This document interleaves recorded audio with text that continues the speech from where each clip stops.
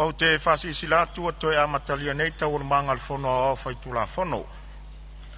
E whatatia ese taurumanga mo le malolonga o lo saunoa le fionga ni minsta o tupe. O te tāpā ma le whaloalo lau fionga te tūlai mai mo le whawawina o lau saunoanga.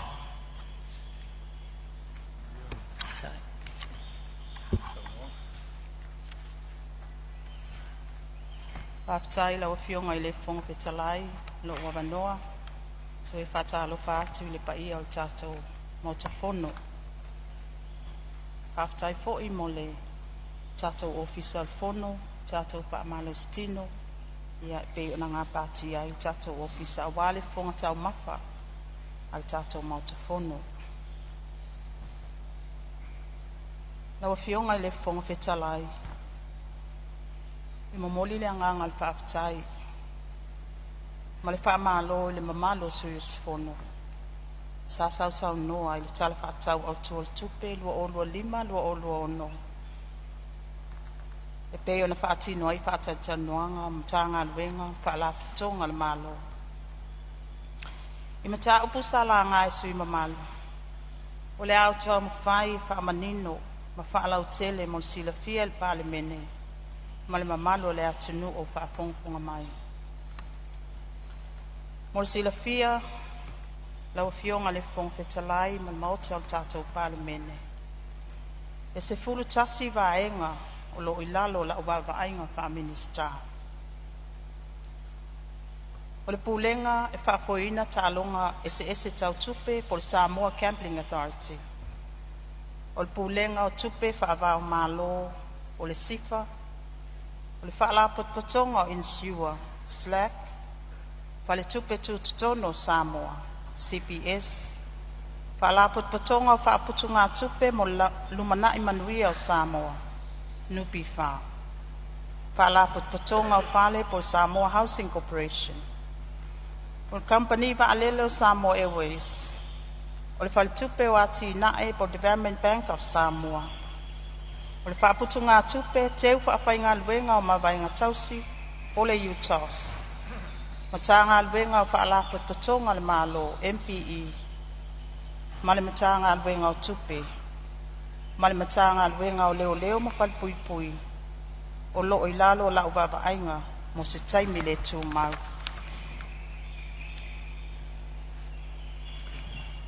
Sasa unoa ni si sui whale alupo, si whaipule. Ina ia toe whetu unai lai sene. O taalonga pinko, ma le toetu ina atu e fsosoani al pūlenga mo le atunu. Lau a fionga I le whonga whetalai. Mo le silafia, o le tutongi o lai sene o lo iai nei, e se laus fulu lima ta la I le masina, e au fia ai ma le GST. E iai tu langa I te tau na whaamali eina mua, ai le I whaamatu ina atu so se lai sene, I se whaalapot potonga tu maoti po NGOs, e le whaatanga inai pisinisi po tangata taitotas. O le tele o masina e maomi ai le laisene, o le mawalunga fo I le nā o le tupe tutongi mo le laisene. Mo se whaataita inga a tolu masina le laisene, e tolu se lau fast fulu lima ta la le tau e tutongi ai. A se fulu lua masina le umi o le tausanga. E afe tolu se lau valu sifulu le tongi o laisene. Sa wha mawina le tūlanga sa wha ilo mai le sui a whaipule. O le pinko o lo sosoani po kalame ati na e motina I te tono le tu malo. Ai peitai, o le wha I ungal ka peneta le tausanga lua o lua. Na ave ese ai le malo si anga I le pūlenga. E tuuina tuai le sosoani tau charities. Pili a onga, whaapea le ati nae, mo ta alonga I Samoa. Ma ua whaase e atu le nei mata whaioi, I le matanga alwenga o ta alonga, maala ngā oa mo le fiafia o tangata. Sa whaamawina fo I le whaatustusa o le tātou pūlenga, ma le ta alonga loto o lo whaatino I New Zealand. Mo le silafia, e le mawhai o na whaatusalia le tātou pūlenga I le malo New Zealand. Ona o vaenga nei, mua, e le tutusa le au whai o tupe maua, ma matawhai oi al tātou pūlenga, ma le loto New Zealand. Lona lua, o le whaatinoina o matawhai oi al pūlenga. E au fia ai le whaonga ina te tau o tupe mai ta alonga tau tupe mo wha moe moenga o le atunu. Whaatasi ai ma le puipuia mai a fianga ma whaapita auli ona o ta alonga tau tupe. O lo o lima ta ita ina e le tūla fono ta alonga ese tau tupe lua o ta svitu. Pala putonga o whaaputunga tupe mo lumana i manuia po le nupipa. Ia, malia whenoa lau o fionga le tamai taimi stalo i le whaau la vea se tula i mai le sui o whale alupo. O se me fia mamalama po se me fia whaasa o sauna onista. Fia whaamamlama. Ia, sauno. Ai tele malawa noa lau fionga, whaaftai tele le se naunau te ingai alawe le saunoanga matongo fia mal manino. Lau fionga le Minister o tupe e le na whaape atu. E moni au, e le mwhaion whaatus saina ia le tātou authority lea ma New Zealand Lotto. E vāngi maila se tele. Ai pe o le anga e tasi, le principle. Same principle, o le whainga o le anga le New Zealand Lotto e soani. Tātou lai sao, tātou nui le mwhaion ngā whatia. A ia soani ne me mwhaion ngā whatia. Pāta i te inga. Le sa o ta ua e whaatau ni ta avale mo i lātou e le mwhaiona whewa i solo ai au sange le ainga. Ia whain po i nisi to inga me mwhaiona whasoswani pio se alau ni fo ene whasoswani le tau singa o i lātou o loo au sange. Ma whaaloalu lava, whaftai. Malo whaftai, ia, whaawals. Me fia whasa. Ia, se on sa i marawa lau fionga min stalo i whau la vea le fionga ili. Ia saunoa. E le tele ni tātou tangata. E a fo i whaatau le loto. Ai mafuone le tele. On e le i a prices. Ia soa o whaatino le loto lea. E le ainga le o kael. Sa le leia prices ma taulia. Ia ma'leala foi lea na lai on tātou pasia foi whalai seneina ia to e ngā loto foi loto ia whai Australia e mwhai ai on la whaapopo atu i tātou loto. Tāua le sene lea na whai mo whatangaina o tātou tangata fo i tā alo i le loto Australia o na nao o whamasinonga le mea lea na tāl sangai ia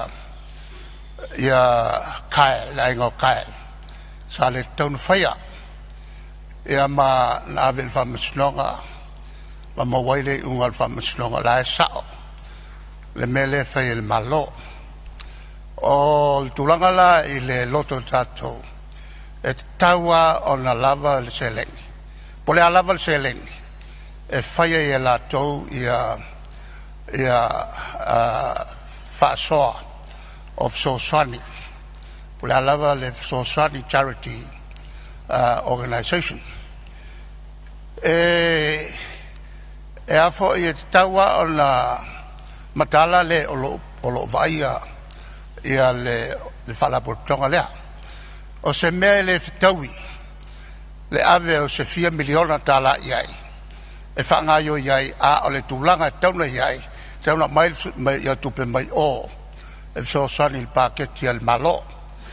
A whai o alia li mai, o lo ngau, e tauan sila le malo, e le mafua anga o le ngau.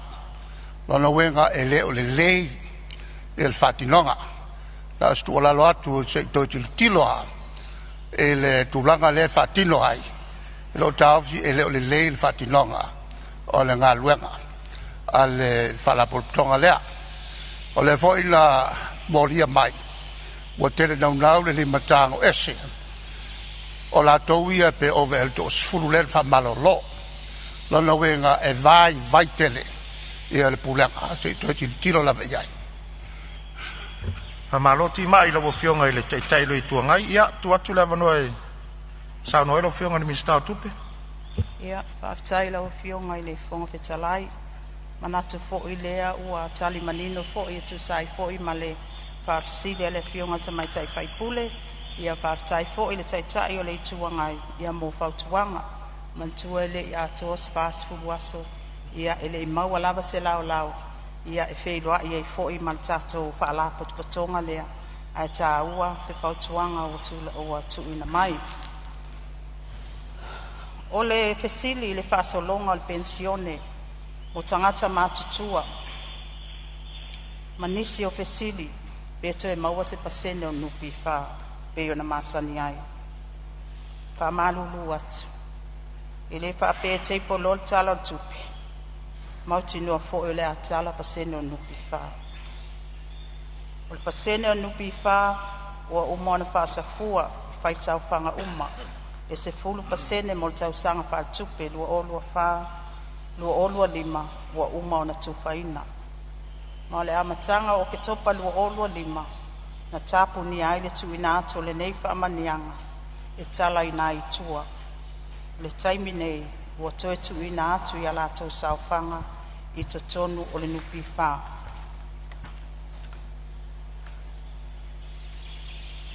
O le vaenga i tangata mātutua,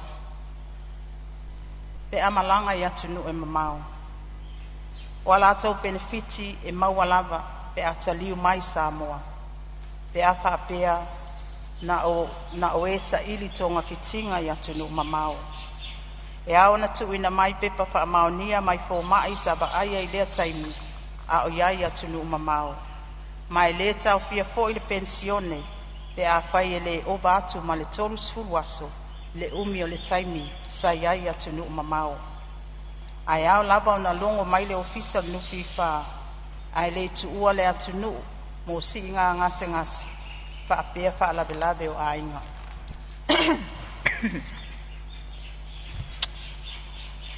Tato Samoa Airways sa iai ia le tato sui whaipule.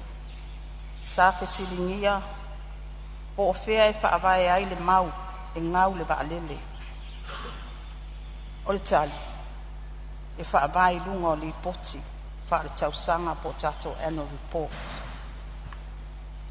O le vaalele tele po le trade operation toe a mata ia Novema lua ota spitu.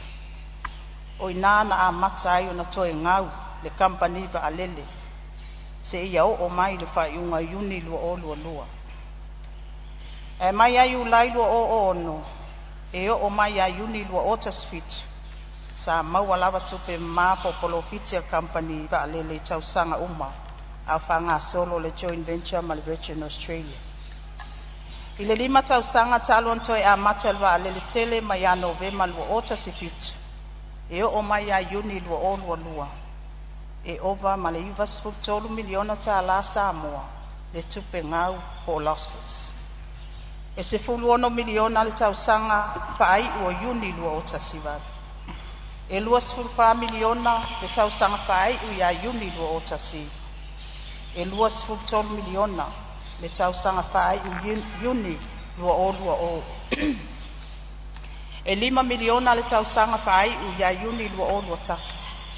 Ai luas ful 5 miliona le tausanga whaai ua iuni lua o lua. A tu fatas. E ivas fulu 12 miliona ta ala. Lau fionga le whomtarai. Ia, maria lo fina ngalo le tamatai minsta lo tu lai mai le whau la vea. Mai sa whatalua. Olo i poti pe unto lau lau ina le fionga le minsta o te le whatau te e iai. I poti manino ma le forsia i lunga le fionga le tamatai minsta. Au nari poti uma. O tau manga o whatau tainga o ni maalele. Ele i eistemi o bankrupt ele Samoa Airways. O lau whaamtalanga i lau. Ele ai se sene tasi le malo. Na i tutonu le tupe whanganga po le tupe whasoa le malo. Na tu inatu Samoa Airways. Ona o Samoa Airways. E rani lalo le o le Business Act. Ele raninga lalo le Public Act. O le pe o le nganga na o lau tala. E le ai se sene tas o le tupe whaanganga ma le tupe whaasoa le malo na tuina i le Samoa Airways e pe o le nganga na lenta un whai atuai o le winga la nao la utala o whea i le ngau o na ile ilele se valele ai whaftai mo ripoti leo leo te malmla mai ma tuntau au ina umo ripoti nei ripoti o whatau tainga mfuafuanga a wale nganga imo a wai el tel tonu e teimi o le mo waitu fasili ma tupe whao popo o le valele e tu maulo o moli mau e tele se vanga tupe ma se manuia o le tātua tunu e maua mai le valele o na le tulau o le sari popo i nei ma fai fua mata i nei is company valele mai se atunu a le IC la Samoa e pe o tulanga na tau fai atu lau fionga i le is fatau te e au i poti a pe o tulanga na o nau te le Lopez te mea bankrupt te malo i a Samoa Airways e whaongai le upule o le ngau a leo tau talatu o no tupe whaanganga le malo e le sene tasi le malo na iai tono tu whasosoa ma lo whalora ma lo whaftai le sui sa whau la vea sa whata lua ia tu atu lau fionga le minsta tu sa i o le finangalo whaali o le whau la vea Ea, whaftai lau fionga le pai pule. Le ai whaavai lava ia whaamatalanga o tuinati. I luma e tātou li poti whaaletau sanga e peon tuina mai le fionga le li pule. Ia whauwo o whatu tieli. Ia o loo whafoe ina le tātou Samoa Airways le taimile nei. O le isi fesili sa tuina mai. E taungotal pa sese le vao Amerika Samoa ma Samoa. Manatu e le sa o le lafonga e whaapea wa ova le awheta ala al pa sese i pangpanga. O le pa sese i taimile nei e le vao al fitu se lau ma le iwa se lau i le alu ma le toi fo i mai tangata matua. Ma e mawalalo pa sese mo tamaiti. O le sitia o le malosi o le tala Amerika. O se tasi leo mafuaanga o le alu i lunga o le pasese. Ia o le foi e sa tuina mai. Ia nisi o vaenga. O tau o le au nanga. O sitia o le tau o spare parts. O whaafou ma li pia o masini whai ngā luenga. E au fiai ma vaalele. O tutongi le au whai ngā luenga. O au nanga mana o mia mo le whaatinoina o ngā luenga. E peo la safety gears, transport, training, ia manisi o vaenga. Ia a tonu o mafuanga ia ua iaile si tianga le pasese. Ai ele sao le whamatalanga le. Uwa atu le afeta la le pasese. Peo nsau no aile fionga le paipule. Ia vai do peina sau no anga lo fionga te mai time stalo ia le faula ve fale ata tolu tu le mi fale le se mi fa sa pete fia. Te fa sa lo fionga mi sa le mo tala sa o. Le vingo le afeta la wa le si ke la ko nginga ase one way to wila e ko ngal return. Sa wila sa ka ngo fa matala fa pe. Wa fo fu de se malangai. Nga wa sa ngo mai fip se lau va se lau. Ia o ka wanga le wo yai molo silfia. E o mai lua fero kas ngar ko se lau le return le mene na batula fam talanga e alu lalo el pase se ia Samoa Airways e alu lunga el pase se le si vale nga mai le lalo le lan talo tuai e quantify mai e kan quantify me na vale le tunu a le cost le involved a wai lo tal tunu ma fa maun e le o se ko se lau Amerika se kawo e alo tanga te kuila masau expense ngai pa tu fatas ele chai o ia o le sili lana ai se ya o mo toa mau no tele ele chau ai man tu o le fo e lua va le tas le lu alo pe wo fatas o le si va le alo i fanga di alo ai o fa le o ai ku sa pase se mal va le la ku fanga di no mo vinga ka le pase se va le fa le lo wai mo mau me alo ngai ale tu sa mat pase se va le la ku fanga di a o mo toa te mo tate le te tanga i pe ta to malo ta te te pe al melen fina o nil vale ioi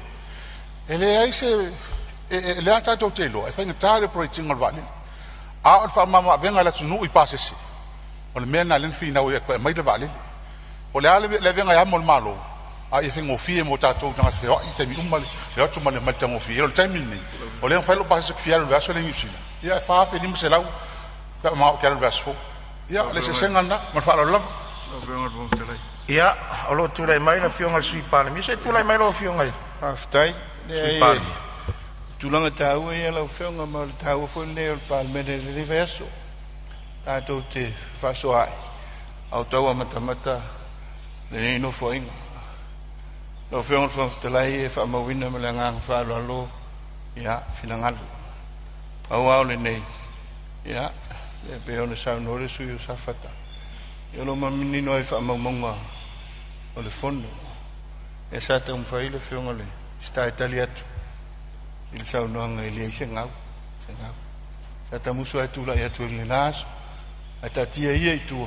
Ya, ta tu nga idum. E ta pena ya se manuia wal ta tu vale le sa no le fionga le. Le si fai pule o faleata. Ya. Sa lo tala no mai le. Luas futo sang te luai. Oi. Mai asil sila ile yesu. Te peve o wala luas te mi o yai. Ile tulanga pe ona yai. Masani ona sa tala no fenga fa vai. Al fenga malo il terminei. Ile tulanga o tatu te penai no awala ma maintenance. Ile mai ale leile.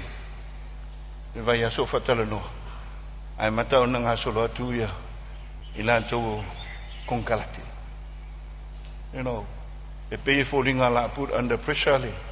Fenga malo. Ona no te inga tau. O si fe o mai le to tau fie me ne yesu. Ai ona ole. Nga luenga mota le nei male tau fai. Pe o le te tau ai ona pa ui la lorita. Mai ma fai fo ona to nga na linga fatia i tatu. Ati na e lo manai. E ta tia ia le vainga o le nga lu. I tofu nga luenga tatu tangata. Le ngata pe ona silsila o maton si tia e tongi maulalo. O le no toinga i alu pe lunga le tongi maulalo tatu tangata. Ia nga fatia le tulanga o ele tau soifo. Ati na e fai tatu pisinisi nu itua. Ia ma fai ona nga fatia mei. Ai sa e leo to i tango fie soifo.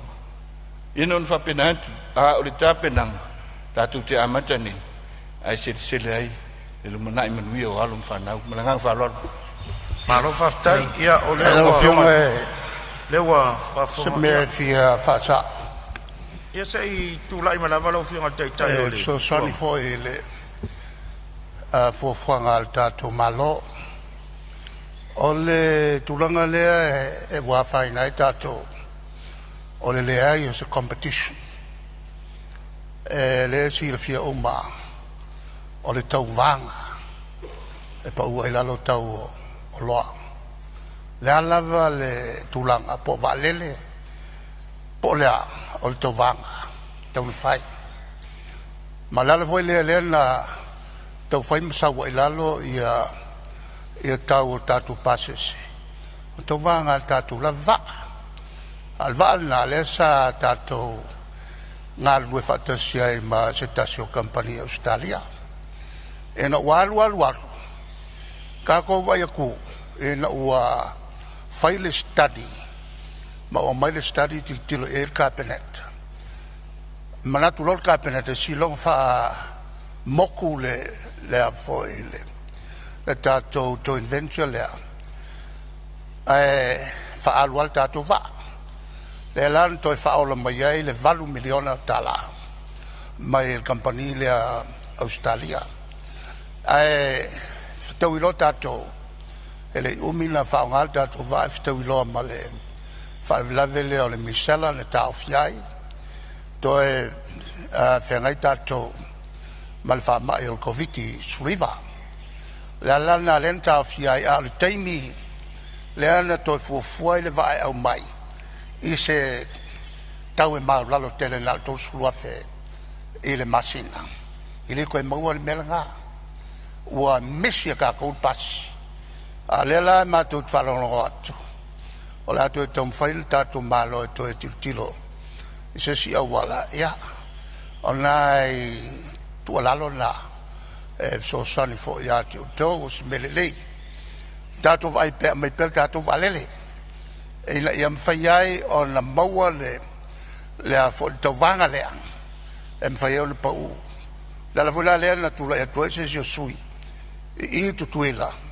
e lo ia se tau vanga compagnia e loa lo venga ele fonftalai o se tu la lo tu la ma lo fonftalai ia ala tu da no lo venga sui par mi e tal foi tau el vanga la ia o le ua fa mawina le nganga tu mo fa lo sa no nga mal pe ana silfia ia le tulanga le competition le vama tu tuila ia o tele tau sanga le se competition e vanga le talo foi ways il nei tem ia ese sa ia foi le Samoa e ways ia so ia pe fa pe ngale le tulanga ia ina le buleva le to iai ia le tulanga le na le o to le temine ia ile tato wa vale lo tau fai sa no foi le feo ngai le tai o le tua ngai tau fai ngata luai ia tele le sona ma ia ile lua fe maleono ia e o mai le lua sufitu e o mai le lua fe a lua sfulu lua tasi le sa iva ia lo mo mai ona sila to ia fai nga malo ia vai ngai ala nganga moni ai tu atu na me ia o le manino le leit fai nga malo I tulanga mfafitauri ina ia te pena ai se tulanga le lei mo nei malu mana ai sa tanga te tu mai fapitoa ia mesia ia lava le se leni fa nganga malo ia e te pu e ile vaen o le atina ia se fa te inga la o le tunu na le tunu le titi e pe fitu e na valele pe iva ile mo tunu au le tele na valele tuai alo fai le la ku kago fai le la tu kago pena le lua tolu ia ele se vale le fo lo tu fa ngai na fitu fitselau e meisi I pe le si le vaenga la fo pe anu fam dalatu o ia sai li linga ia ale nei tu mat fai nga malo ne ia manuia se ta to tu ma ngang fa lo fa ma wina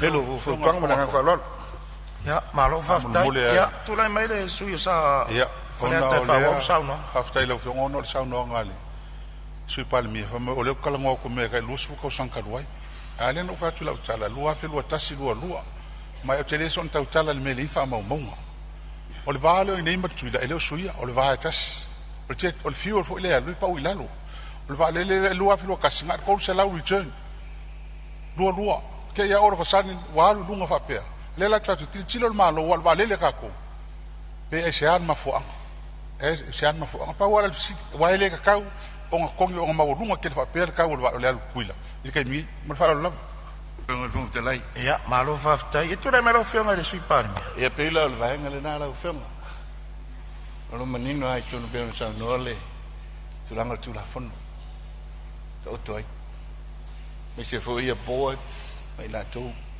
le provinga le tu langa ngal vengal malo la ve fo tuang tu langa fa pena yo ya nan fa penat alo fu e company vale le mela te ngaftia a me se le long te le tu so male se lau valu su milion I don't know lo wa ave le message ale feonga ile sa vema palemia te pena le ina ia va te au mai se va lele mo se tato tulu yo le nganga le na ia malo fa ftai msalo le wa sa no le fionga sui palemia le si fo iva nga pe mautu e pe mata I tu ai le tau mutar pa se langa ia isi se charge se au le airline fo le nga ka fio se charges mai si ko nga se charges fa pena ia e ke lo te mi sa fo nga nga fo ia wir company pe ma fu anga na au le airline ia va nga na le ni tu pe tau le airline na vala to lo ia la va nga tu ia e le airline tu langa nam salo li si tu langa na o le ata to te fa pe ai o tau ta tele passes ia ali fu tatu se mai ia le mfain tatu fatu tu sa lus fu tau sanga taru ai man ni vai ngoli so I fuanga o tatu ia tu lai mai lo fionga le tamai timing star fa wa sa no ka tai lo fionga le fong pitalai manatu fo in olna wa batu manino tala ai batu so soani lo fionga al pai pule afa pe u fain tale al valele ia lo ia ba alalo se la luas fu tala lo na winga e te fo I fa alima ia te tuila ma ine ia ai o lo e ngafa tau lima ina tau al pases e fionga le fong talai Ia, se ion sai marawa te mai tai minstau lo. Tu mai falawe, fau irawe. E ole ala pe milion al pa se ser kuila mfanga du kuila. Ale tal no fala o tele tu malu la tunu. E tau na malanga valia. Au tau ta tele. Ma o kal kon vela o fiong. E kile ya mfanga se va alalo. E oi, tal no male e me ta tu tal no manuela o tele la tunu. A wor fuwa fo lo tangata wai. O ele fa penar fengol tatu ngalwenga. Mal fala la. Malo faftai ia e pei o lesi option le ole e tau sa no atu en minsta. Ia wai le tutu sa uma ya tangata mo la tu tama o inga ui olea. Ia tau to atu lau fionga minsta tu la me fa wa lau sa no. Ia ol fesilia lau fionga al pai pule o na o tali atu. Ma so ani atu le option lea. E ma fai ai ona e nga fatia lo wal fa mai tutuila. I se tau ngo fielava. Tato se atu le isia tato mta upu. Ole se tasile nei o vaenga lo ave ai fa mo al tato fai nga malo. Manatu fo i ua tele saunoanga mpetalainga. Sa fa ailo fo itono mautere nei lau fionga i le fong petalai. Ia tafi e sea fo ala au fa saina. Mai si o tato watunu.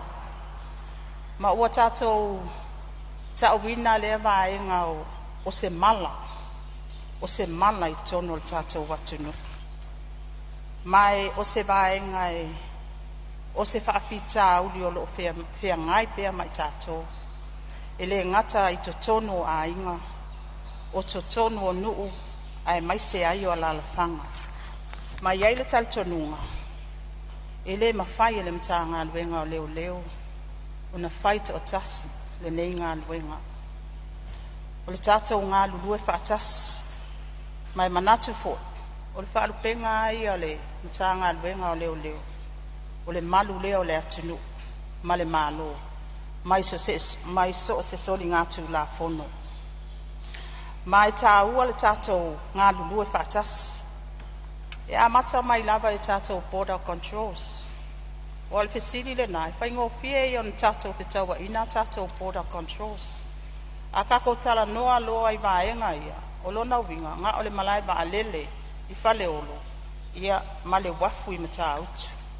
A al fesili, e tū lai mai pea, o malu pui puia, ma saunga le mū, sa vai a toa i loni whaata amirisanga, ma upolu, ma manono, ma apolimu. Ia o vaenga le nā e te tau o nā vavaai ei fōi, ma tau mawhai ei fōi, o loo tau mawhai ei tātou whai ngā mālo. Ini au wala uma e mawhai ai o nā abe ese, ma tafi esea le nei mala i te tonu o tātou watunu.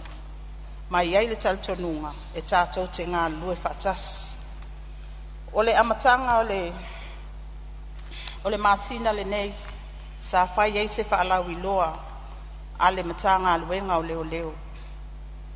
O le te atu lea i whala au whasaina. O say no to illegal drugs. Ma o se whaalau i loa e whaatino i tau sanga atoa por sfulua masina.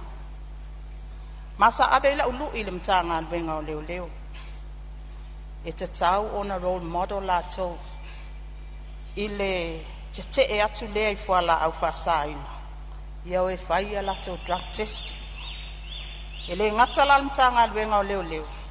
Ai wha solo mātu mta ngā luenga. Le mālo, ma wha la potonga, ma tangata whai ngā luenga, uma le mālo. Le foi sa o wha alongo atu i le sui whai pule, ia le ala le pule. Ta ua i o tātou amata mea atu, i nei le PALEMENE o Samoa. Wai manatu, e a fua mai maunga manuia o nu. A vava ai mai i alo ma whanau, o loo a whaina i le aisa.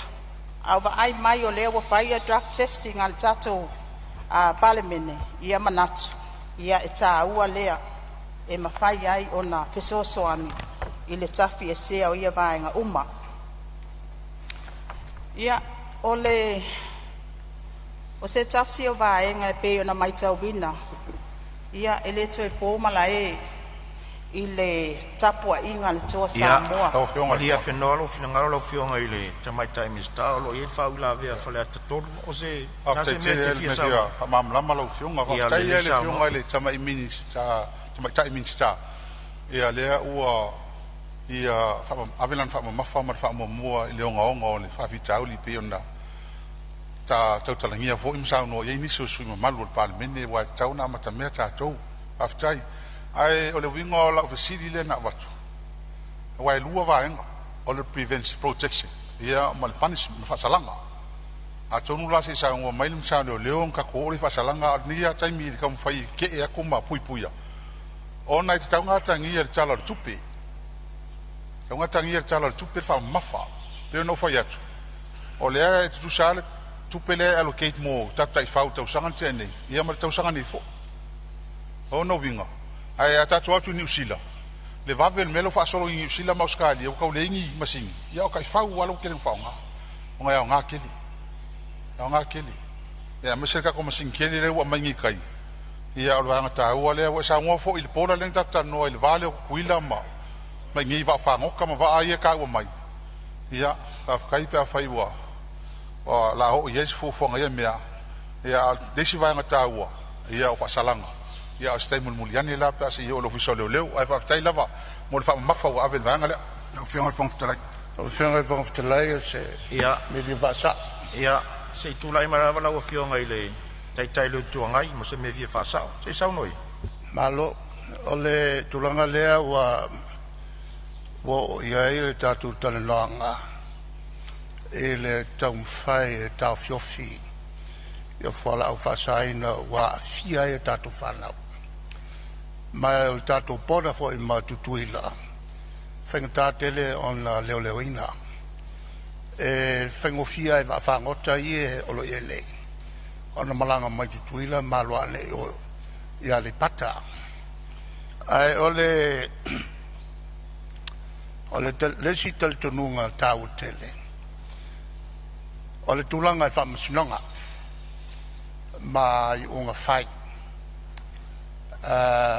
misalo e se sila ne pea le malo e le toe teu te wina o tatu tu la fono ave esel mele a o mailo i ave esel mele a o tangata e maua o sfate tainga e fasala e le maua lunga o atu i le luafe po le lima luafe tala po le fasalanga o atu i le fia tausanga o falpuipui ai fautuaina ia le fauponga ia tu iai e leila loifo le lua kausanga ia le fasalanga o le mele tupu e kuulo le sala fapena i le tangata sala e o i le luafe e le fasala i le luafe pe fasala sfukala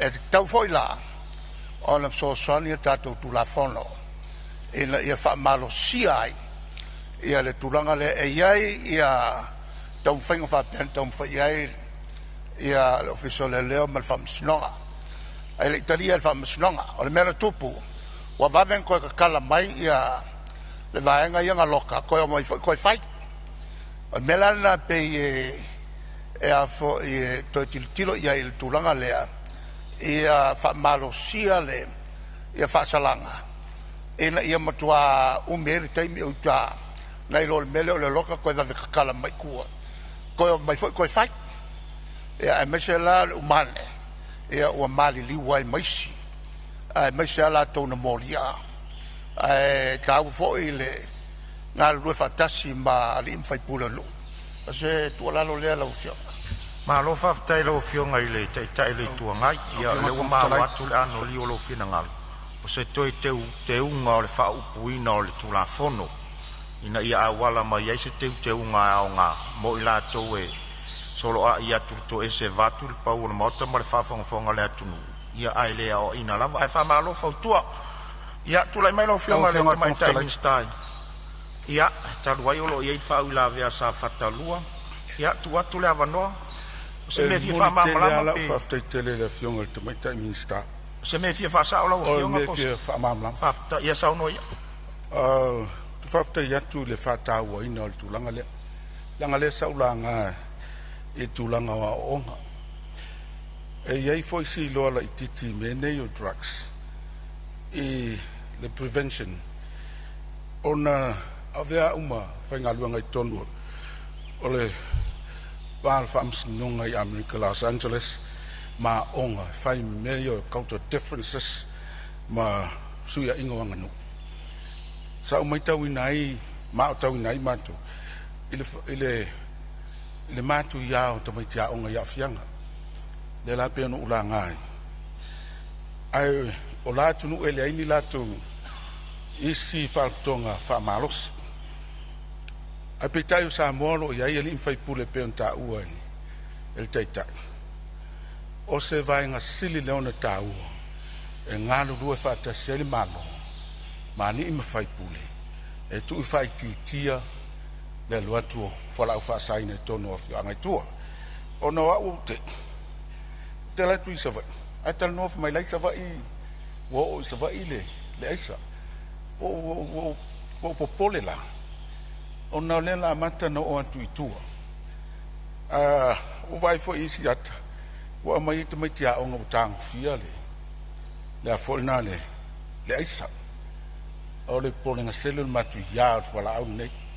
A o na o i tātou whanau a onga. O na o tūlanga le whasolonga. Le au vanga le e whaia. Ma le au vanga i tau agent. O mai lau pusha. O mai lau tūlei street. O mai le user. O na fua whatau le o pol kalame. Pe whawhion tātou mauan mei me. Ia tunu ui whafu. Ia au se awala fo. Ia au tau ina i tātou whanau. Ili matau tia o drugs. Au lau whautuanga tu atu i utaftafa lau whionga tu mai tai minsta. Esel tāu o ngā lue, mani inwhaipuri. Eo tūranga fo nālo whai e lo nu. Ai mai se lava mene o drugs. Masawa aina i tonu aina. Whaftai, mai whaloa. Whaftai sau noa lau whionga sui, ia oi ea se o tātou a le lilifa ia ia. Se fina ngalo ona o le matu ia o le mea o mailu tātou atunu. Ai whaftai ti mai, o tau fina ngalo uma, ta ua le malo e me se la whionga le te mai tai minsta. Tu lai mai lau whionga te mai tai minsta whaawau sa ma. Talai. Savanoa. E se meo fina ngalo e le sui le minsta, se tu lai mai minsta o titi. Ona o lea sa fesili le sui o whale ata tolu. Tūlanga le pe ona iaile. Sa fesiling iaile. Paketi foi le tūlanga le tū mauale. Mol sila fia o trucks lava ia e ngafa mal mtanga luenga so ifo maloloina. Ele paketi le e tausia ia le tai faufo ia le sa no ia. Le K9 ya mole sila fia nei te ua pa pe le tu mawale e paketi. Ya le o lo ngafa male paketi so ifo maloloina mal falol. Malof so son mai lau whionga de minsta, ia e vasanga le li fu lau mtanga ruenga, ia e me se fu il teimi o leua, sao noa te mai tai minsta. Malof aftai, ia whalata tō. Igi ke o se la wai a pe ngai lalo le mtanga ruenga le whionga de minsta, 2.7 million ngai, lua salau fiku suru afi ngai ai kau sanga ke ngai ku maua. E le orekso sangi e ku se uso vangi le whionga de minsta ngai whapopo lang pakeki, ia lai lalo manfalo lava. Whaftai, ia, tūna mei lau whionga ni minsta, whaawau lau sauna. Whaftai, pina ngalo manatu whautuanga.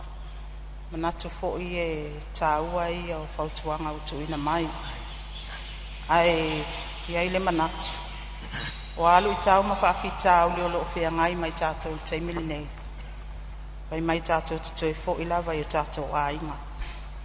Tātou loto i whale a inga e te tau o na whamautu ina ia mauti noa ia te fo i lea fiafi wala auta maiti o mai le lotu ia ai mai se i fo i le whamalo singa o pule ngā li imwhai pule ia ai mai se le whale o whaiwhi au e a ngā i ai alo ma whanau pe i o vaenga ia o tau mō atua o na o tele swinga o nei asu ia ma o tiute fo i a tātou mātua ia e ave pea le vala au le tau vala au ia tātou walo ma whanau na ia tātou tāpena ina i lātou ia o ni whānau e tūlai mai e whaawawina ngā luenga lei o lo tātou paia i le taimele nei. Sa mai tau wina i le aso sā ina ua maea le lakapi whaamanuia ina fo i tātou toa Samoa. Sa oua ngai mai le taulanga i pia. E te i ale loto, ma te i le vaainga. I le mai tau wina o solo ngata a vale. I alo ma whanau. Ua pei le tātou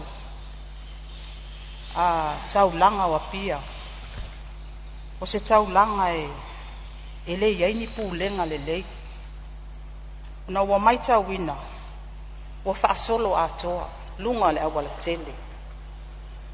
Sa ufesili ai le sui komsina. Wai ea na amataina nei paanga tama, o tu ngata avale. Ia atonu o se sports e tāua. Ai ua mai tau atu. Ua le ai se tua oi, o le whaatupuina o whaalavilavi. Ma sa o mai tau wina, se iai ni whaalavilavi tau tāvale. Ma sa iai fo i se nialii, sa ave le maota ngase ngase. Ina watu lai mai se whaalavilavi tau tāvale. Ma ua whaapopo ai, ngā luenga malu al malo. O le ofisa o tinei mu, whaapea whale mai, male mamalo le au whai ngā luenga, ona o nei a mionga. Sa mai tau wina foi, le filo ngia ai o whanau witi. Tupulanga tala vou, matangata wa tau matua ina, ile soifua i nei whawhita au. O le fesili, o le a tātou whataita inga le lei, o loo whaatino mo tātou whanau. O loo whaamoe moi e aile lumanai o le atunu. Ia e tofu ai tangata malana tali. Ua mou watu waso, o le pati ta oto a whepo, i so o se whaanga tama e tau sinio, ma ave fua ai a tātou whanau. Ai a le tapua i leo leoa, a mātua, manuu, manofo te talo ia manuia le whaanga tama ma le sa ili ngā mālo. Ma ua matua ma na o mia ai, le tātou ngā lulue whātasi. Ma ua whātali tala noa foi, ma le sui komesina, pe le wala ngā tatau, na tā ofi nei whaalinga tā bala. Pe a whai ua vea ma se avanoa, e tū lai mai ai ni whaalawe lawe mātu ia.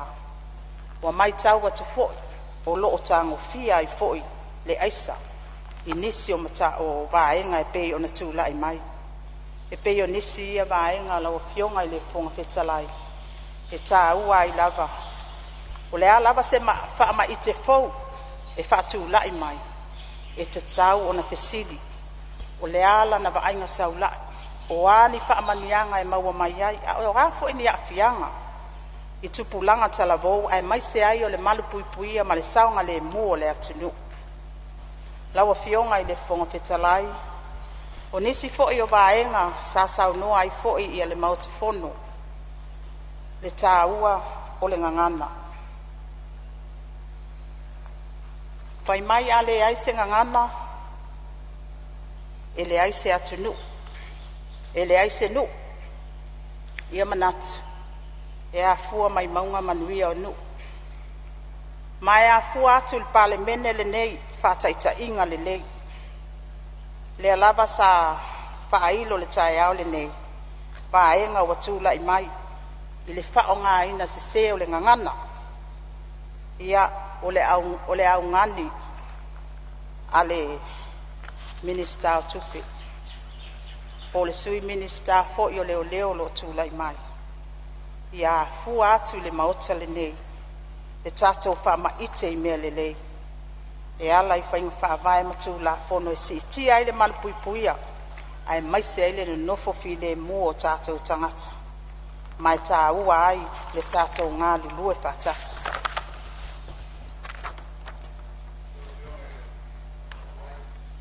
Ia, malia whenua le, lau whiunga tamai tai mistalo, e whau la vea mai la whiunga tai tai ole, ma oilis, tai tai li tuangai. Se me whasa. Ia, ole me fia whasa, ia saunoi. O leo tula ia tu whasa ole, na saunua ngā le, ale tamai tai Minister o tupe. Ele ngangana. Ole ngangana. Samoa. Wa tere tau sanga o vivesi ai i al tato wachino. Na o i Amerika. E mana o i whaatu waile ngangana. O i Amerika Samoa. La tau na una ia le ngangana Samoa. O i Australia. La tau umai na musu e fiai. Ia le malo Samoa a wala. Ele vaenga le onga Ministry of Education. Ina ua toi te liu mai. Wale ai se mea mawhai. On tau sanga mai lola e le malo. A wai te tau o nei ai se malo. Na te au ninga ngana. Le malo wa tuto tas. O le lana o mai ai le tu la fono. Ma pasia lo i atu il PALEMENE le nei. Ea le commission ngana Samoa.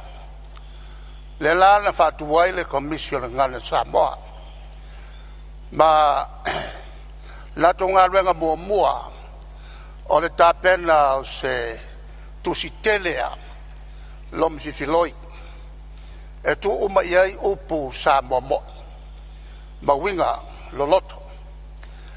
Le lano matawina po ua uma ela tonga luenga. O le lua e tau sanga taluai. Aina aluatu i le mauta nei le tulafono. Lo vionga il fontalai. O te fisili atu iate oi. Ua mawala sautusi. E le sautusi il fontalai. Lau vionga tai o le tuamai. O le melea. O le ua maua lo finangalo. Ma le mai lo finangalo e o le la fai atu so soania no fo tulanga lea. Le la so soania tula il mta upule. O le ala ia ma le ma. Au mai ni kopi uma. Ma le mai alo. Mota. Ma le mai lo finangalo. Le ma le fenolo finangalo tai o le tuangai. Si au foi tau te ngau ta o le fa so atu il fon fitalai ta to fono. O le tulanga le wa e sau noa ia e winga le ngangana. I le ngangana lau tele ma le vaenga nao o ia le avenga le ngangana sa mo i fafa. I ese mamaua ma le whaongaina mai le minsta o le ngangana le iai. O le ngangana le sau noa ia fionga le tamaika i minsta o le ngangana masoa wa whaonga i vaenga na vaia. I ese mai la le tulanga le tamari i anga o tato ngangana sa mo le te sau noa. Le alava na whaile komite ilo ina le ngangana. Io nga winga lasi o upu taitasi o le itule leile na. A le itule sau noa i ele fionga le tamaita i minsta. O le ngangana foi lele o le watangi ai. Le whaalo alo. Pei foi o le te talo mai. E amata tu nei il PALEMENE nei. O le se senga na omta upu e lua te na e sau noa i se me fia whasa. O io lea. Tula mai lau fionga sui PALEMENE. O le o mai tau atu.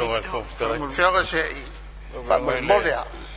Le wē tu mai se i o matu lala le tau mwhai atu. O le tulanga foi lea. Le tu E so sani a tato uma. O le mai ala ufionga fai unga tato. Ia, ma le mai ala ufionga i le tai o le tuangai. Ia. Se i tu atu i le sui PALEMENE. Ia langa lewa umana fola lau fola sanga. Lewa umau atu. Pe ano ufa mamala matu. Ese me ye lua. Tula me lau ufionga sui PALEMENE. Lau ufionga e leo tu e mamau umar tato ngā luenga le nei aso. A masalo se si le mata upu langa e alofa i le fionga sui fai pule. Le au atu wal tato maftanga. Le nei aso. Au so matou lea nau ta inga. E whaini ai a misele au ngā. Langa o le me mta upu tonua le salang langa aiso vai le nāsu. I saunanga fionga sui fai pule. Le ia se Samoa e le pele ia i tātou ngangana. A me se le vā whealola. Le vā matua whawhine. Me se le vā ma lau whai ngā luenga le atua. Pe ta ulo tatu mai tawina be. O lo o amata isui fai pulu moto tu lo moto Samoa. Tu langa lea. Le foi la mai tawina le nei tu la fiafi. Pe tu la mai te ta se. Te sa no nga malu le feo ngaile. Te mai tai minista. Au loa nganga e tau aputi puti si o tatu wa tunu. Wa maso fa sofa i le ngangana. E tau tala vai a maleava o no. Wa ia ie mawhatia ai. I fonga le maloma le tūlafon. No nei vaenga. Au le te tālu whatau a naule al whainga malo. A iai se le lei. Le tātu ngangana. Le tātu ngangana. E au na tau mwhai atu ile. I la paia inga. Io PALEMENE o Samoa. O le fono maua lunga o Samoa. Ena sa ili le toto tama inga. Mai tu malo. Aisa ina ia sa o loto si o tatu atunu. Wane. Mata anu tatu wa ia te fasia. E fasia mai fea. Tono mautale nei. Upua nei le ngalo tulou. O tele o fai atu. I tangata o lo fai atu ia mio. Oi. Upu e lafo e lau fai ngā luenga le atua. Alofa. Le atua e wha vai e isi o tātua atu. Nano matu wha pena atu lau whionga le whongta lai. Tālu ma le nganga wha alo alo. E leo toi mamau. E taunu unga le wha moe moe. Le PALEMENE i le nehi amatanga le paia inga. Atu sa matu tua lalo. Se tautua ngā alu ma whanau o angai mai ina ia tu maule ma malu al PALEMENE ia tangia le lofa o le tua ia Samoa ela i ngā luenga al PALEMENE le nei le nganga e tumu le whaloalo E o whionga whawhtalai. Whionga whawhtalai o ka kulai a kua se me fi whasa Malo whaftai ia o le ase me whiunga le o le umana avatu so soani al malo e lei msianga o anga i tuai o i winga la a fai o le tulanga na o ha uleska ka le pikusiri o ngā fia le ala leska ka le pikusiri o ngā fia Malielo finangalo le tai o le tuangai Malielo finangalo le tulanga na le no tulai tuai sa ofa le ala o fionga Malielo finangalo on sai mai le sui o faleata se tau avatu so soani no for tulanga lea La tatu se ese tu sai o folesangan tu ina mai le afionga tamai tai minsta e ona mamlama le vaenga lea la ngala fa fonga le tunu le foi fa tino tiu te fonga fitalai le tu la sola maritaia ma fu ma ngana tono PALEMENE nei mai le alo ia le fonga fitalai le o ta o tu al vaenga lea sei sila tangata e toi fa pea sona winga al PALEMENE ia o le o fa ia tu so sone fonga fitalai E matua va mamawa ngana le te sau no ia i tusi pasi ma vaenga wa avel ngana Samoa ilo i fafu la o fionga te tai le tuangai o ngana le o mai le fionga le minsta o ngana fo le lo fa o ngase se wa ave ma au penga e tai ai le va tangata ma ngana ma so au tele fe tau le upule la ngala fa fonga Samoa a ola na si le ngana le ia wa pe ia ta wa lunga manua O le atunu ne o Samoa e whaavaya mea umalana tu malanga ana whakerisiana. A le mai tau atu I whafo atu o le PALEMENE nei. Ia wasi isi I atu langa whapena o le se vātau sima se vātapuia. O le ese senga na o mea I e lua la wafionga taitai le tuangai. A o lo tau whesilingia pe iein tusi pasi o suus fono. Se o le tusi pasi ala tōna ngana Samoa lo whaalolongia. Whionga ese ia la wafionga I le tulanga o le wa watu so soa. O te lo tala noa e ni tusi pasi. A fai ke le karia ia mato whauanga. Lao e sopa makou. E ai, maliela wa Lao fionga. e sopa le vaiga lei. Maliela wa fionga tai le tuangai langa lena e sa unoa ngai o le minstapo o mawala se tusi le ngana lea. O se... Ia, maliela wa fionga. Maliela wa fionga se tula I mai sui panemia. Tei. Ia, lau whionga le whongtalai Ia tunu o le Pasifika sa o atu e tātou au whai ngā ruenga tofia le tua. Tā lai atu tala le lei. O le tasi o ia tunu I le yo a se malama isi vaenga. Au lo latou tau fio fi mamau, yo latou tali tonunga whanupo. Whanupo. Ai afua mai, ina ua whapeane, o le vata puia i le vala lata. Lau whionga, me le tati wa aia peia so. Wa velu tatu whalo, ai ui mai te apolo. Whatu mawina i pei tātou i le melea whapong sā. Ma nino i o le saunanga le tai o le tuangai. Ma nino a whei ai te tai ese. Saunanga le whionga min sta. Ai se ai te tai ese ai. Ina ia whaau pea le ngā kuenga o latu whaia. On sa i mai lau whionga te tai le tuangai se i E mo tai se o ia le le whapupua on sa i mai lau whionga te tai le tuangai se i o latu whaia. ma lia lo finangalo o lea lava e whaatangata matuatu tātou whono whai matuatu se i tari le malo tuainga lena tuatu Le foi sau noa o loa fia. Pea ia se tala. Au nei. Marka peneta. Whainga ia o porkiki o asola. Whaasu tau sanga. Au whionga whaalua nei sau noa le whionga te tairo tuanga. Toi titi au whaia. Teua fatu. Teua fatu. Au tua atu sau noanga lena. Ia whai mai au te tango whai tau lan tusi. Ta au whai tau. O te muso e o iai lau tala il melea. Au le te talo whatau anau, le nei paia inga fōu. Ma natu le paia inga o tuanai. Ma natu le paia inga o tuanai. E le iu le tapua inga Samoa. Le paia inga o tuanai. Au le atu nu e whawai i le atua. O lo nofo te talo, le au whai ngā luenga le atua. A wā whaivo lau whionga, ma le PALEMENE. Le ala lea na ona mātou, whātau tau le mau. Whiongai, whaipule. Le tai o le tuangai. O le mātou te talo lea. A wia tātou te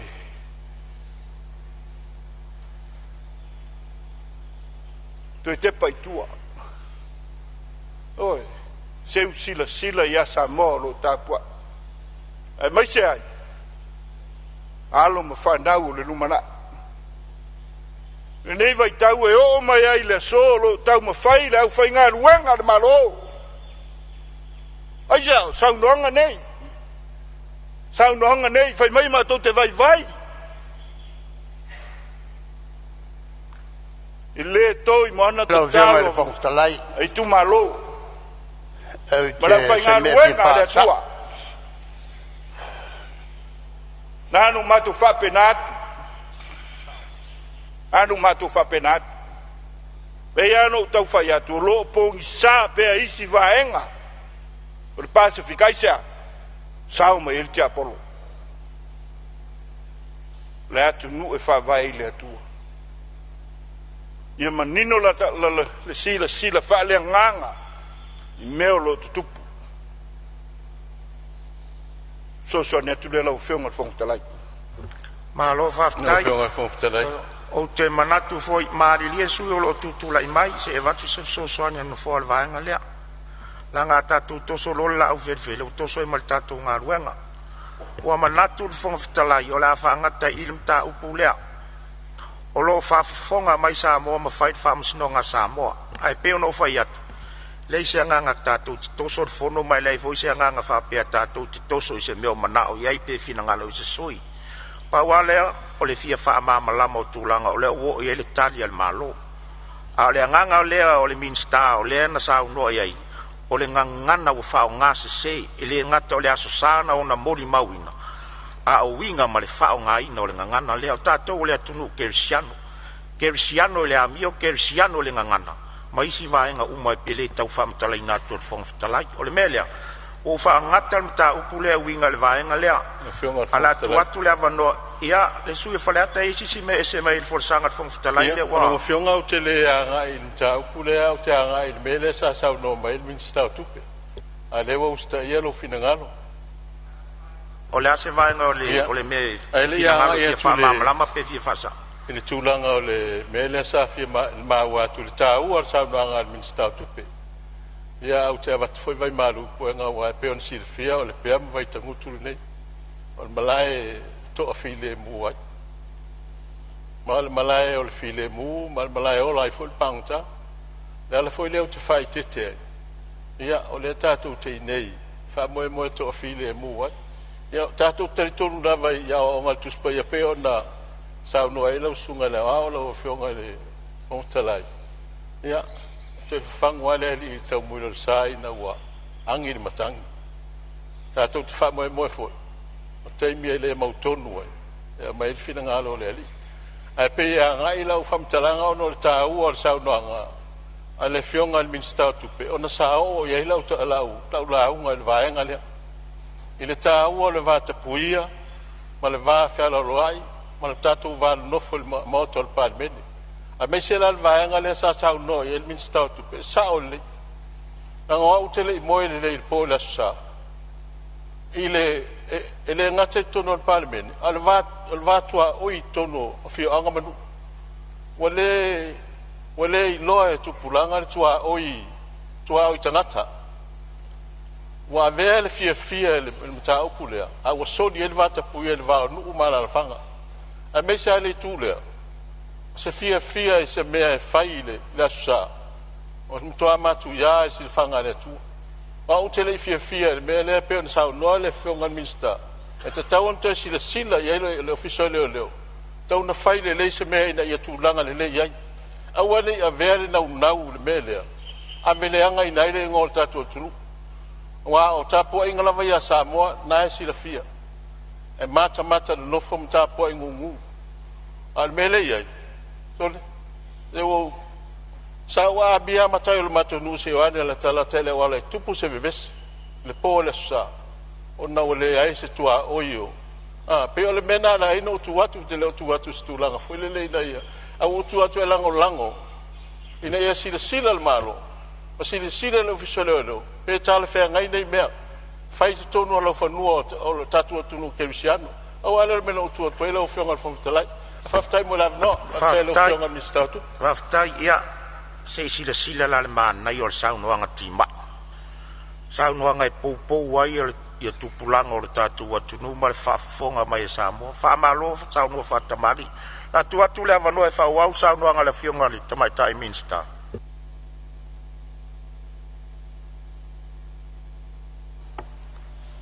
Faftai la fionga le fong fetalai. Manatua e te tele ai pe senga, ai matua i leo o. A salauta tonu tai. O nisi o vaenga sa o iai sau noanga sui mamalo le tātou palemene. Sa fesilingia nisi vaenga i le pau o le inflation rate i le tasi ma le 8% le tau sanga whaaltupe. Lua o lua wha, lua o lua lima. Ai o loo tau ngata, still expensive. Ai pea nisi o loa, pei o le pusa moa, o ia maisi o loa wha pea. Ai o te le itali atu le fesili sa whaatu ina mai. E au lava ona wha manino le ese esenga, o le fua wha atatau o tau o loa, ma au nanga. Po le inflation rate, ma le tau o le soifuanga, po le cost of living. E feso o tai vaenga nei e lua. Ai le tutusa. O le inflation rate la wafionga le fonga fetalai. O le fua lea i loa ai le sawa, po le televabe o le si itia o tau o loa, i to tonu le atunu. Ai e le fua ina ai, po o alu i lunga, po o alu i lalo tau o loa, actual prices. E fua ina le inflation rate i le fesuia inga o tau o loa, ma au nanga faatino, e se lau ono sfutolu ia o loa Later Tonal Consumer Price Index po le CPI paske. O nei o loa mau au nanga le CPI paske. Sa wha mau wina i le mai ai o le Household and Income Expenditure Survey po le HICE, e whaonga e tangata lau tele i aso taitasi, e peo mea aitau mafa, o pili o ele tise, o mō li maisi, ma o loo wha mawina matu whatasia, le tatou ofisa o numera wha mawina, po le Samoa Bureau of Stats. A mawalunga lale inflation rate, o lona winga, wa sawa sawa, pe ua tele vabe le si itia o tau o loa. A mawalalo le inflation rate, o lona winga, wa tele ngese le si itia o tau o loa. Tau o soifuanga po le cost of living. O le tau o soifuanga, o le au whainga leo tupe whaalu te tongi ai o loa ma au nanga. E whao ngā ia sa uma e peo mea tau mafa. O pāsese o whewa inga i ta avale mawaa. O mana o ngā tau soifua ma lolo ina, whaapea te tongi o le ele tise ma le vai maisi. Asi tia la le tau o loa ma au nanga, o tā ua ilunga, o lona winga, o tau ngata fo i le tau o soifuanga.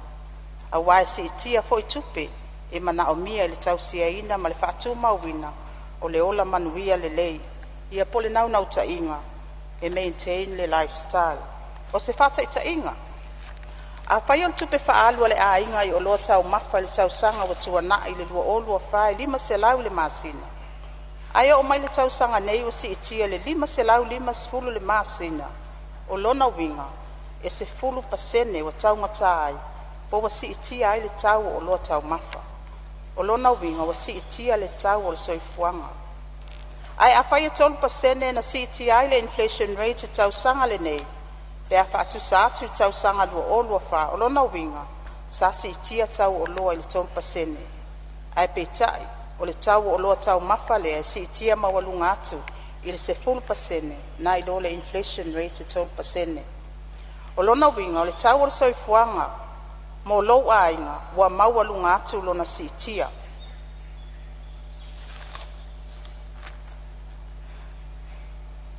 O le fesili, ai se awa tele vave ai le si itia o tau o loa, na i lo le inflation. Mua, o le supply ma le demand.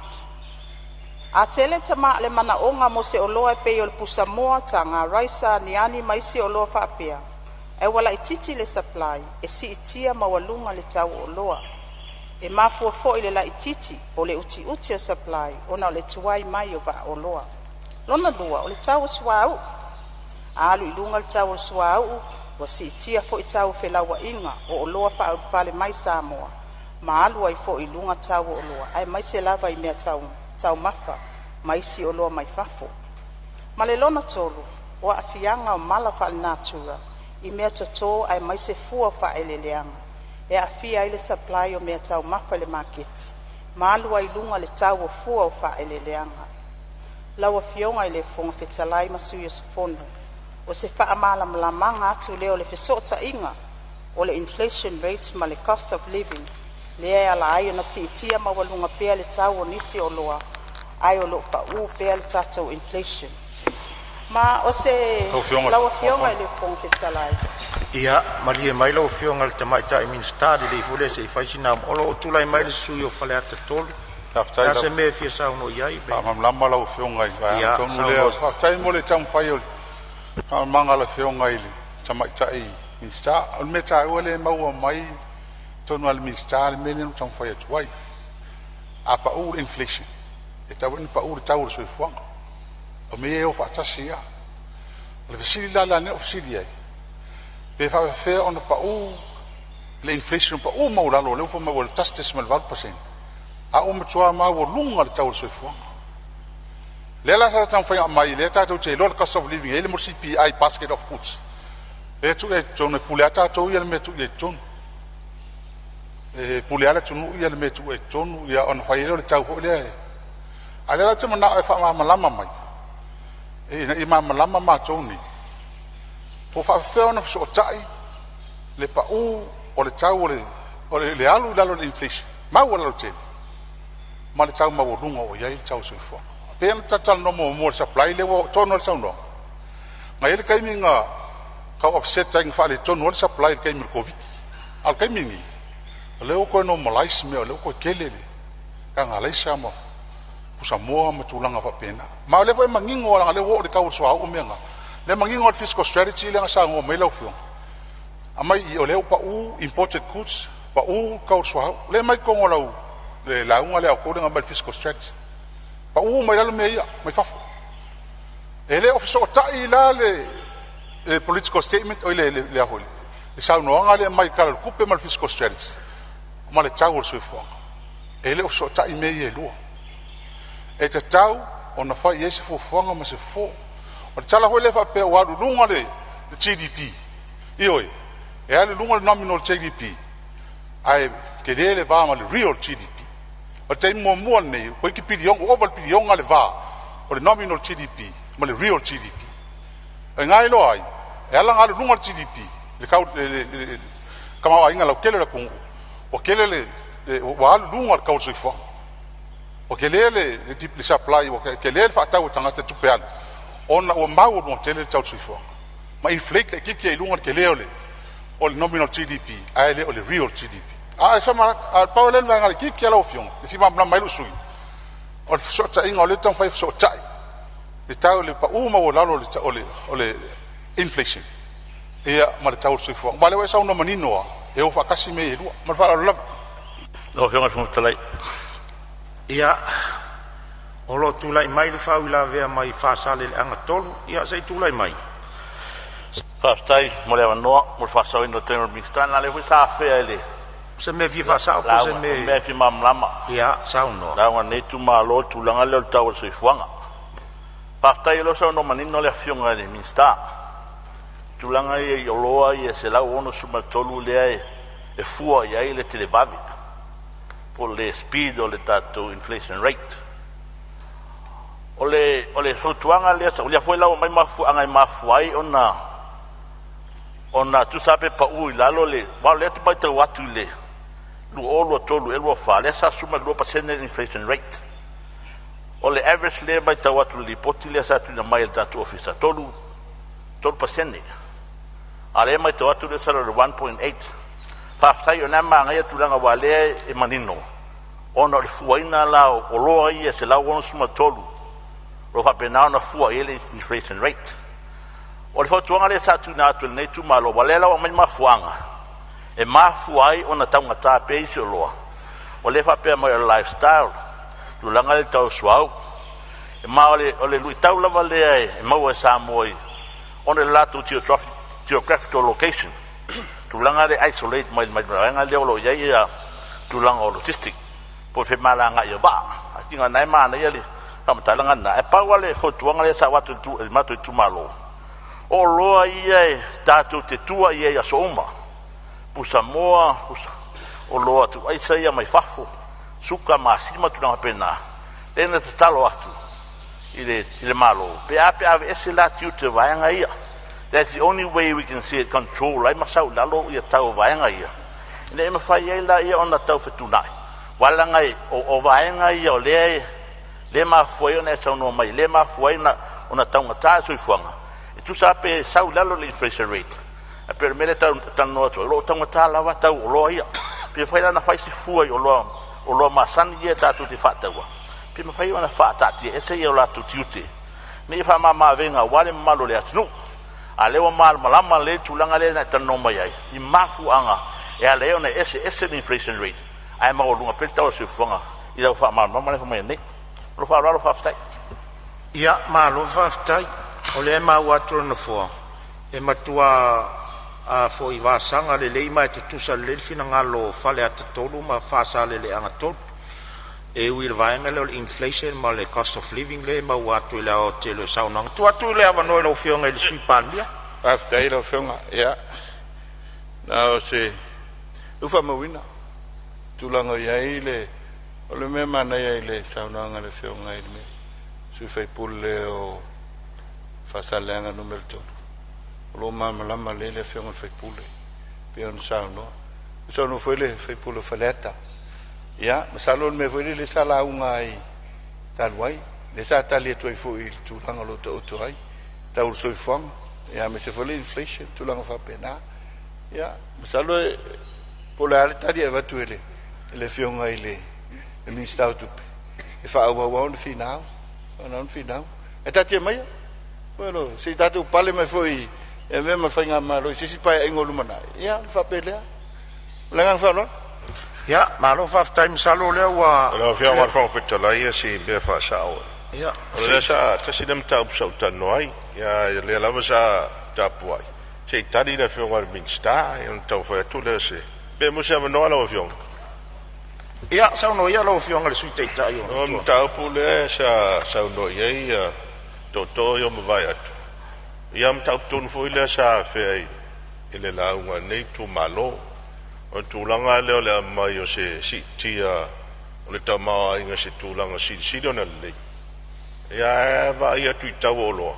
Ele o I foi la lo la e tu mau o isi o lo la si pe nu. A si sila, si tu sila o le tano tu tulanga foi o lau tele foi nga vai lau tele o momo. Me ia tau tupe ma a fia tau o loa. O tele anga tele le inflation ma tulanga na menino man malama. Apa me si la ile tulanga leo le competition commission. De ai. O le competition commission fa vai la ro tu la fono. O le mele tupu fa tatia asset price control board.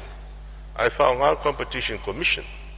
O competition commission la ele fixing up e seti la tu tau loa e tu fa wa pisinisi e tau vala tu na pa wa bela tu fa le monitor competition e wone i fa yengi winga ho e tau mi ai competition al mele te si la vai le tu langa po le leo na monitor le commission competition wa mele tu pu la matau o pule alfa to lo e to na lo wole o yese monitor wole ai tawai ina i ta fio fe ma be ese ye tu langa wole o to mi ai er fa to wanga peila le me wole lo ta no ma o fa tas ya la fa yo lo ya ta tu tau le la o ta tu ya o mo lunga tere tau lo ya fi na ngalo vala to e o ta se tu lunga la si lunga tau la to lo yo le na tu langa na ai lo le o na monitor le commission there il tau lo bo fa si leva le to ya mo se li si vo le tau lo le o mai il price control board o tu langa si la i tu langa na o le si tu langa ya pe o le se nga fo mai te tute me tute lo tonge la fa yo lo si la te lo supermarket ai pe fa pena se va vai tu mele yai wa pule alfa to lo e to no lo ai lo ma lo si se va to va competition mai la wa tu langa na to na yai ya mela na shawe lo ma komisi le to e o ma te tu ma o ya si la tu langa le ala o fio si la ne le va na fa tai mo la no la o fio ma lo fa tai tu lai mai lo fio nga sui pan mia ya le sa ta musu ai o tele me ia la ngai le tele su mal malama na se vai ai le au sa no o le tulanga ai le pa u le inflation it doesn't mean ole o come ki ai le alu lalo le tau sui fong o no ese ole se tio le tau sui fong foi le tau mo lo na luala o fiong dipenda tatu le import tele tatu fa lango I mea au mai fafo la le tam fai ia tatu million I tau create le singa manufacturing and production I tono walta tu toma ainga la fio si vai ainga la fio io tu tongi tatu transferinga ben le foi si la mai wa matan si lunga I tatu minimum local wages ile tulanga le na e me si me muri la fio tele si be me muri ya me se foi taule el tise mal sua vai ne vita I fa pena ya tate musu ai talatu na me a pe la nganga le na le pa ia il PALEMENE ma tu tau faiat o le foto a lima vai solo fio ya o me le na matu angai mai e o lo tu tau fau ai si lu mana I lau fio ma lo fa tero fio nga sui pan mia ya manatu le sui o faleat ya le ufa pula le tali le malo le utali tuai mai fa malu wat fo le tali fo le malo le tali muli le na ale wa o malai lo finangalo fa pe fo finangalo fa sale le anga to ia manisi finangalo nga fa dia ia o lea ua pia ona fai atu e le i fausia alo mai se aso e tasi a o tou fautuanga uma mavaenga na o leo whaamawina uma ele malo pa o lea ia tato fusi le fau o malo pe ona fai atu 5 tausanga lea la whaasanga tu e whaadele ia uma mea lea o tou sauno ma ia i le taimini nei tu atu lea vanoa le ufionga le minsta Aftai la ufionga le Ponga petalai le psosoani mai ngā luenga e wa whaamawina matalia uma fautuanga wa tuina mai Tātou se e atu le isi mata au pusala ngā mai e nisi o sui mando o tātou palemene. Le li poti mo le suesuenga whaapitoa a whasue tusi por forensic audit mo ati na el malo. Mo le silfia la wafionga i le fong fetalai ma le malo le palemene. O le li poti mo le suesuenga whaapitoa whasue tusi na whaamai a ina le masina yuni lua olua 5. Matu ina tuai le kapeneta taluai mo le talanoa ina. Petai ele iai se fai unga le kapeneta taluai le lipoti. Ma le taimi le nei, mo le silafia la wafionga le fonga fetalai. O lo ilo ma fa talanoa ina nei lipoti. Ele komiti fa apitoa le kapeneta mo le tala le tupe. Ona tu ina atu leo le pepa le kapeneta mo le toi fa talanoa ina. Se taimi au iluma, ia ona tu ina mai leo le lipoti le laulau wa fono al palemene. Se atu le nisi o fesili i le whaatinonga o le anawa tau o le malo. Lawa fionga i le fonga fetalai. Tali tono o le ana tali le sui pale mia. Whaapea fo ilo nei sui. E tusa ma le whaamalam la maina o le vaenga i le vaiasi taluai.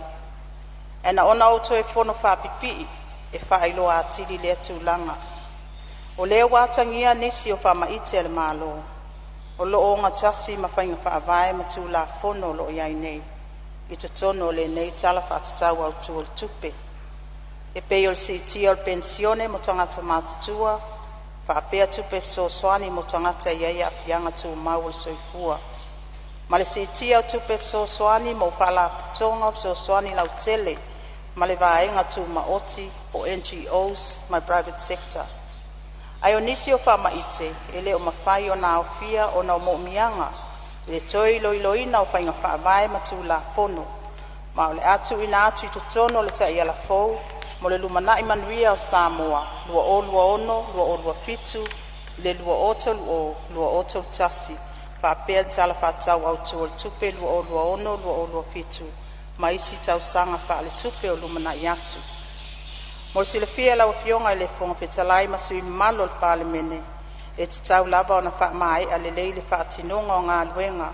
Sa fuafua i lalo le taiala mo lumana i manuia, lua olua tasi, lua lua, i le lua olua 5, lua olua ono.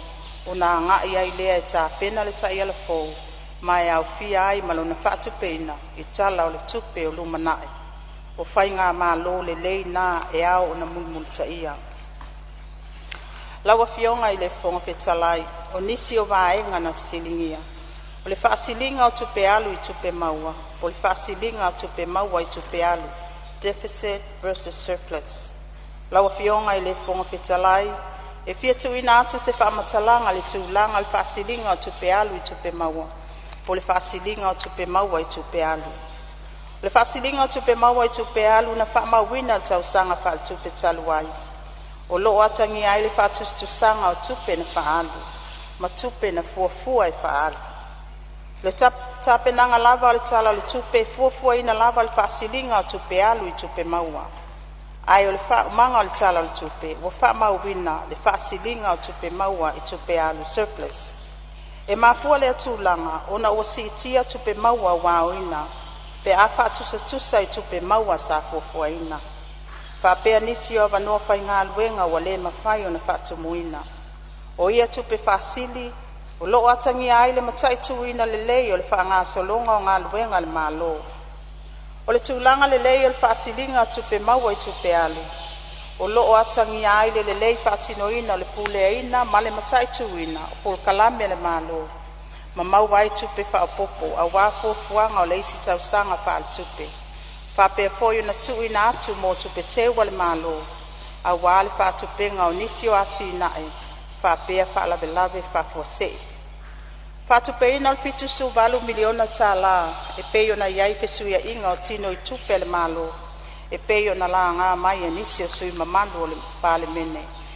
Lawa fionga I le fonga fetalai, e peio on taati ai le lua se lau 10 miliona tala al whaasilinga o tupe alu I tupe maua.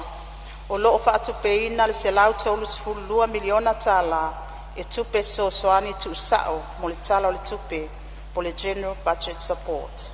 Mai o tātou pāanga mo ati nae.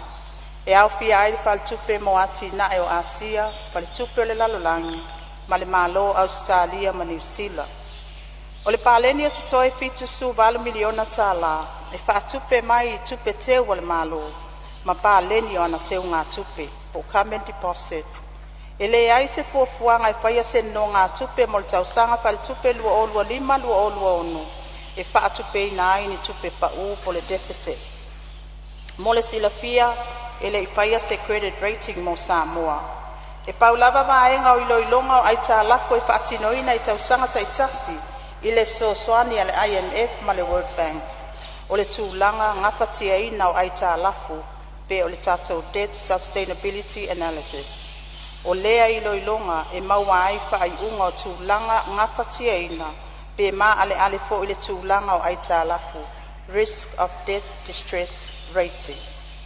Le mai ai o iloilonga le IMF I lua o lua wha, ma tewe wha mausali I tala noanga lua o lua 5, wa mauti noa ai o Samoa, wai le maenga o le moderate risk of debt distress rating. Pe ua wha ale leia le tūlanga ngā whatia o ana aita lafu, pe a wha atusa I le high risk of debt distress rating, lea sa iai Samoa talu mai le tausanga lua o tasilima. O se tala le leilea mo Samoa, e atangi ai le ngafatia ina o na tutongi o ana aita lafu, ai maise o le fafo ina le lei o tala o tupe, malona tamau a inga. Lawa fionga I le fonga fetalai, mo le silafia, toe whaamanino le palemene mamalu, le whaatino ina o tātou wati nae, o loo sosoani mai ai tātou pāanga mo ati nae. E pei o na fsilingi ai e nisi o sui, le whaititia o tupe alu I ati nae, mai le se lau fitu su tasi miliona tala, I le lua olua wha lua olua 5, I le se lau tolu sfufa miliona tala, I le lua olua 5 lua olua ono, whaapea manisi o sui mamalu. O le whaatino ina o tātou wati nae, o loo sosoani mai ai tātou pāanga mo ati nae, e whaasolo solo mai ta iono I le fitu tausanga e whaatino ina ai. E whapea fo iona tuuina awa wai mai tausanga taitasi e pāanga nei se leni, e fuafua I lunga o whaatinonga e maumia, ma ngā whatia mai lea tausanga I lea tausanga. E tusa malitolus fu 5 miliona tala, lea watu iti ai tupe, o loo fuafua e whaalu I ati nae, for development payments. Pe a whaatusa I tausanga whal tupe lua olua wha lua olua 5. E peo na tā ua I laula unga le tau whaatau au tua le tupe, nisi o vaenga, ma ua whaalau te le atu, lea tali o na nisi o vaenga nei mua, ua mae a nisi o sosoan tupe a nisi o tātou pāanga mo ati nae. Lea sa sosoani mai ai le malo I lana tali ngā malo, mo le fontanga whaaululunga malo le tau pulenga, po le choko mia o ke topa lua olua wha. O le au whainga 15 miliona tala, I le paketi lua olua wha lua olua 5. Lua o nisi o atina e te tele, o wha mai al tausanga wha al tupe lua olua wha lua olua 5, e au fia ai le polkalame o le Pasifika mo le tali atu I suinga le tau po le prep. O le poloketi mo le tapu eina le swavai vai singano, sa mai a ia mati lua olua 5, mai le aisi tupe whatatau mo le tausanga lua olua 5 lua olua ono. O le vai singano catchment project. Poloketi mo le sosoani I COVID suluiva le soifua malolo ina, sa whatupe ina le whaltupe o le lalangi, lea sa wha mai a ia aperila lua olua 5, mai le aisi tupe fufua ina mo le lua olua 5 lua olua ono.